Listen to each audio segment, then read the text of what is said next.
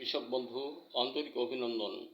সকলের প্রতি এক আশ্বস্ততা সূত্রে জানা যায় যে অতীত দিনগুলা কুরবানি করে চামড়া নিয়ে আমরা মহা বিপদে ছিলাম। চামড়া যাকে দেওয়া হতো, অনেক সময় পকেট থেকে টাকাও দিতে হতো ওই চামড়াটা নিয়ে ভাড়ার টাকা, ভাড়া তাকে দিয়ে দেওয়ার জন্য, নইলে সে চামড়া নিত না।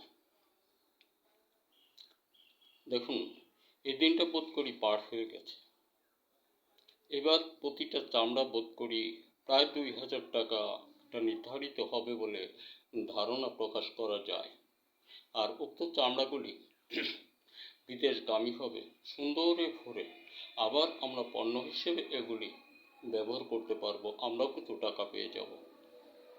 আর কৃষক বন্ধু, পাটের একটা আশ্বস্ততা পাওয়া যায়, সেটা বোধ করি এবার পাটের মূল্য বৃদ্ধি হবে বলে ধারণা প্রকাশ করা যায় ডক্টর ইউনূস সাহেবের মধ্যে।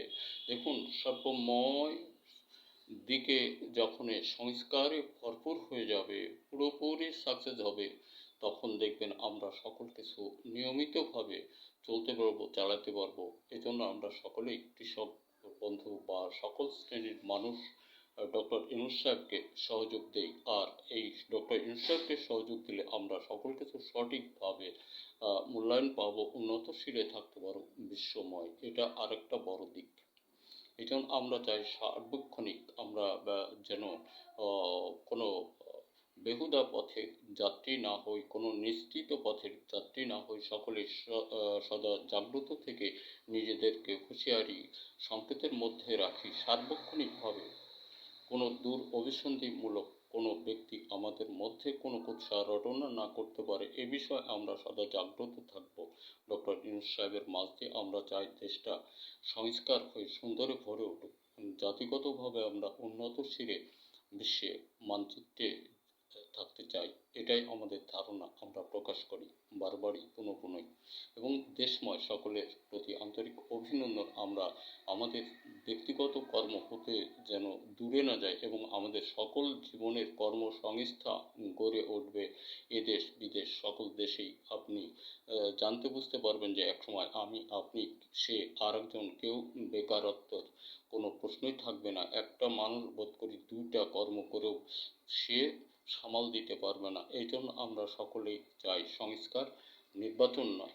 ওই নামটা একেবারে অযথা ওই নামের সার্থকতা এতদিন যারা ছিল তারা বুঝাইছে, এই জন্য ওদিকে আমরা যাবই না। আমরা চাই সংস্কার, সেটা ডক্টর ইউনূস সাহেবের হাত ধরে।